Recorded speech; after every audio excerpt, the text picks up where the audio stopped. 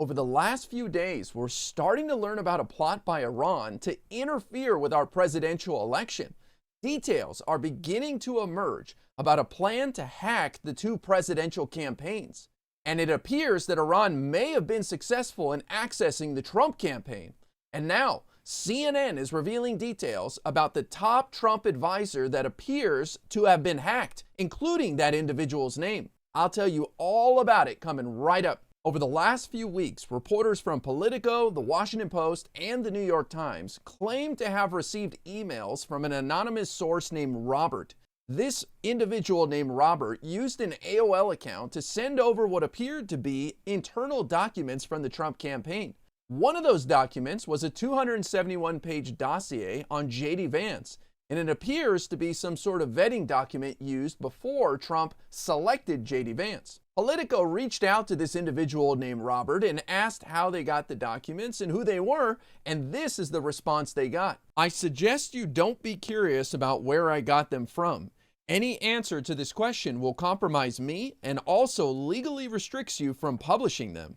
And late last week, we got confirmation from Microsoft that Iran has been trying to influence the American electorate by creating fake news sites and spreading misinformation. In that same alert from Microsoft, they confirmed that a former senior advisor had been hacked and that there was an attempt to gain access to a presidential campaign through that individual's compromised email account. And then over the weekend, the Trump campaign confirmed that they were the intended target of this hacking plot.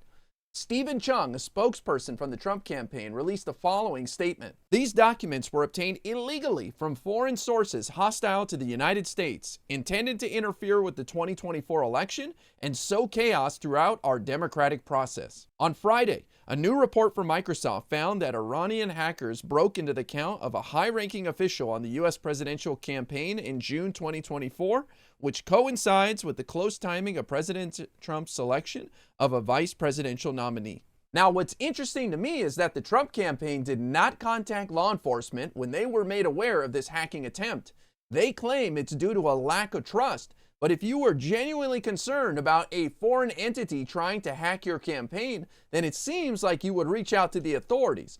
So I think there's a lot that still has to be revealed here as the FBI continues their investigation. But now we know who the victim of Iran's hack was. The former senior advisor mentioned in the Microsoft report was none other than Donald Trump's old friend, Roger Stone.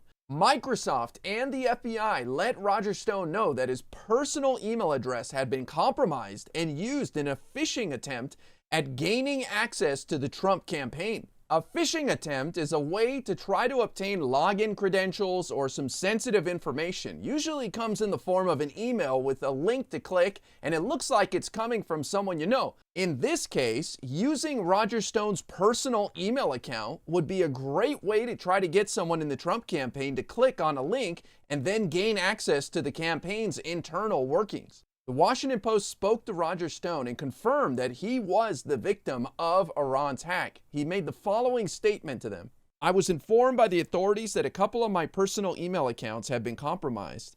I really don't know more about it, and I'm cooperating. It's all very strange. It's quite interesting that Roger Stone is the victim in this hacking plot to interfere with our presidential election. If you recall, Roger Stone was on the other side of the equation back in 2016 when he was a main character in the whole WikiLeaks Clinton campaign scandal that involved leaked emails from her campaign at the time. And I wonder if it was the fact that it was Roger Stone's personal email accounts that were hacked that made the Trump campaign reluctant to contact law enforcement. Perhaps they're concerned about some other information being distributed from Roger Stone's email accounts. And I understand why news organizations are reluctant to publish any of this information they're receiving from this anonymous source, Robert. They seem to have learned some lessons from 2016, where they played a role in distributing this hacked information and allowing a foreign entity to influence our elections. Even going back to the Hunter Biden laptop story in 2020, the media was reluctant to post information that supposedly came from the hard drive. And now the Trump campaign finds itself in a similar situation, but this time they're the victim. Instead of spreading around this nonsense about Hunter Biden, now there's all this information floating out there about the Trump campaign. And how do you know what to believe? How do you know what actually came from the campaign? Or maybe something's been mixed in there to make them look bad. So it's good that the news orgs are holding back on publishing this information. But at the same time, it's quite rich that Trump is the one who will benefit from that. Whereas in 2016, he benefited from the media just spreading this information without a second thought. We're just going to have to see where the FBI investigation goes. But I feel like the Trump campaign is acting rather nervous about this hack, and Donald Trump himself may be sweating a bit as well, since Roger Stone has been a longtime personal friend and advisor to him. So he may have some information that Donald Trump would not want to get out there. So I don't think this is the end of the story. I think that there's going to be some more surprises coming soon.